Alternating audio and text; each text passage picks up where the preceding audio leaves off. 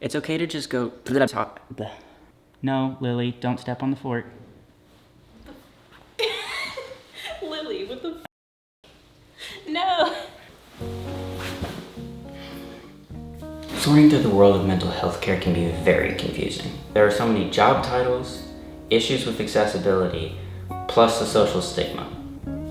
Lucky for us, mental health care is becoming more of a social priority. In this video, I'm going to be covering some of the basics that you might find helpful if you're pursuing mental health care. My name is Sam, and it's time to fail together. Let's go!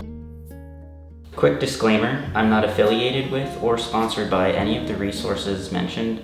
I just think they're helpful. First, let's talk about some of the job titles you might run into in your search.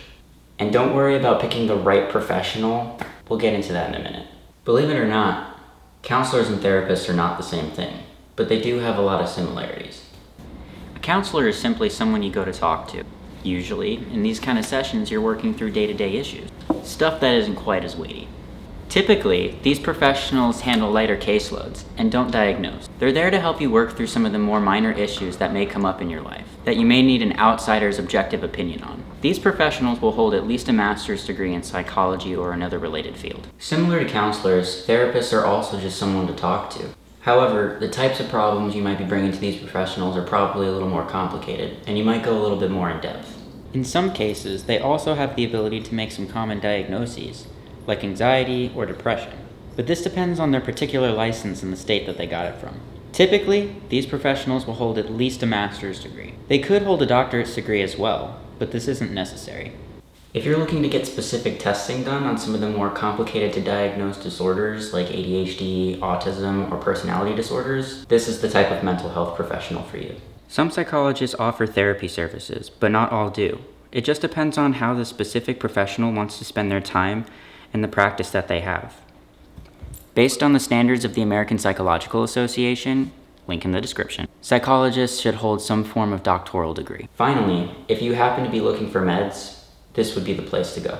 Psychiatrists also typically have a doctoral level degree, but they don't have to. For example, they could just be a nurse practitioner, but they'd still be qualified to prescribe. These particular professionals aren't there to talk through your problems. They're there to prescribe. So keep that in mind if you reach out. You'll need to be your own best advocate. Remember, you know your body best. They need to remember what the medications are for. It's your job to know if they're for you. And it's okay to say no if they've offered you something. Always communicate your needs and concerns. Your care should be a collaborative effort. Simply seeing a mental health care professional doesn't guarantee that you're going to be put on medication. Taking a medication of any kind for mental health or physical health should be a conversation between you and your provider, and it should be an individualized experience. What works for one patient might not work for another. If it's something you'd like to learn more about, ask.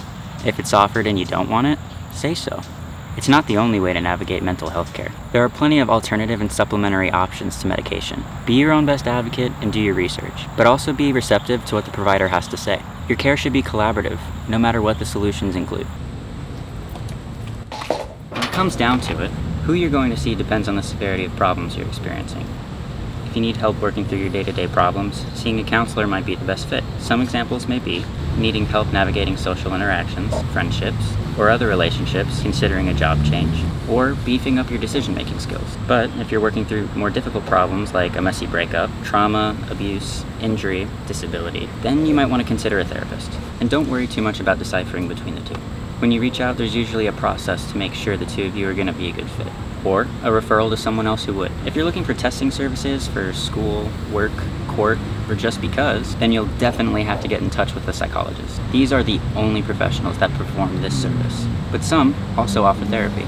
Just ask to see what your specific provider provides. Finally, if you're in the market for mental health medication, then you'll want to find a quality psychiatrist. Sometimes you can also talk to your GP about this too. Special side note, the first mental health care professional you find might not be the right one for you. You may need to try several in order to find the one that's going to offer the right care and that's affordable for you. Aside from just the kind of professional you're seeing, there's a few different ways you might receive care.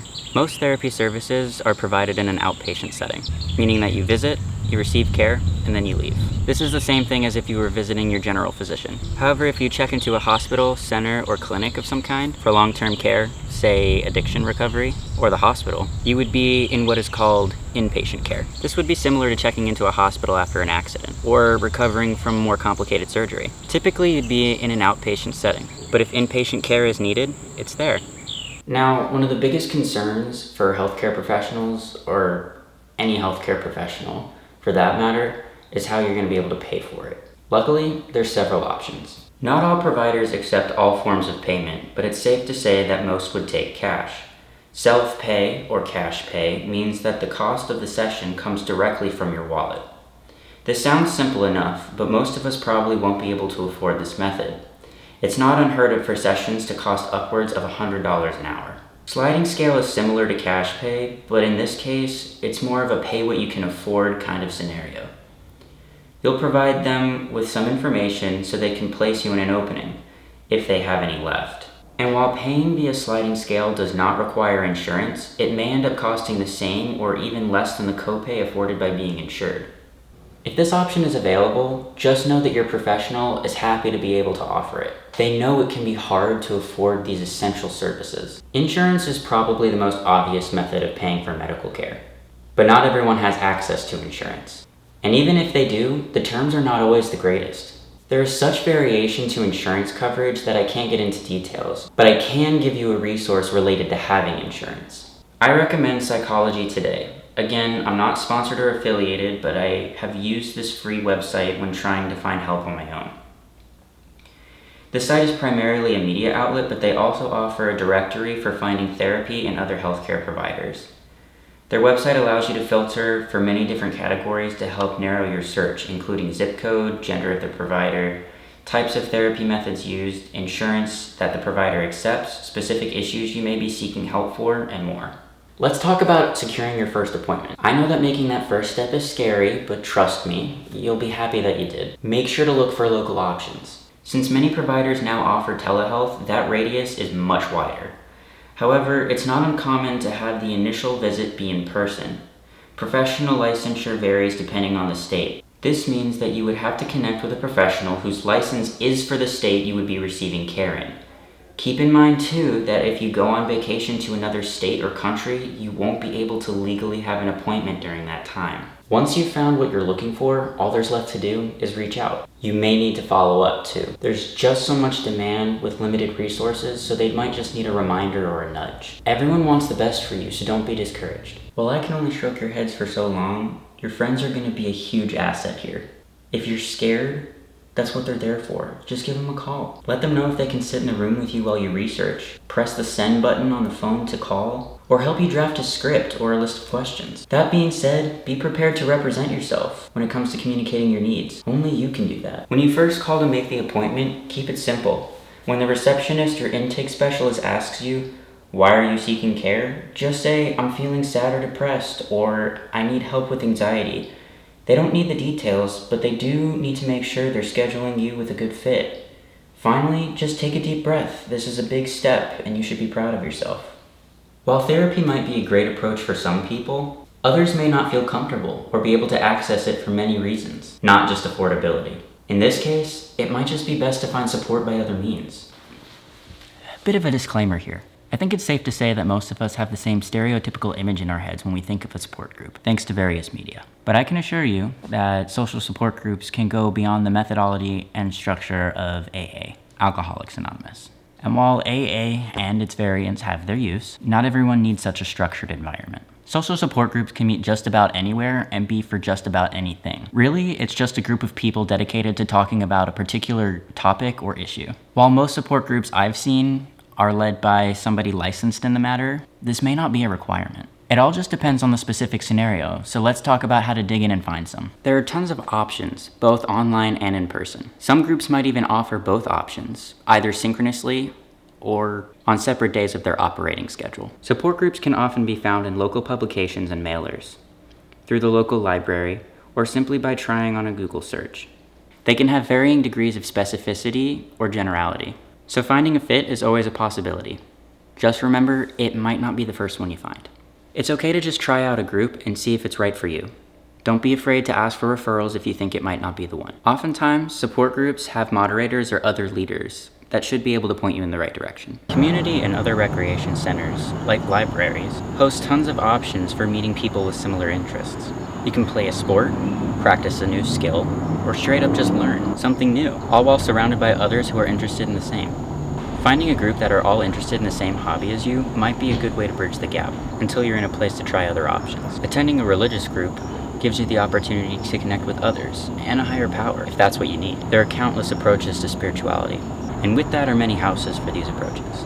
Even if you aren't seeking religion, religious institutions could be a good way to find community at low to no cost. Finding people with similar interests can be as simple as a book or running club, or as big as a political lobbying group or protest. And they're not just for students. Poke around for online forums or other platforms that are built to help you find what you're looking for. If you're looking for an in-person option, try looking in the local paper or library for ads of clubs with open membership. If you don't fancy regular meetings, try a one-time event. Check the paper. Don't laugh. Facebook events, or search on Google to see what might be coming up in your area.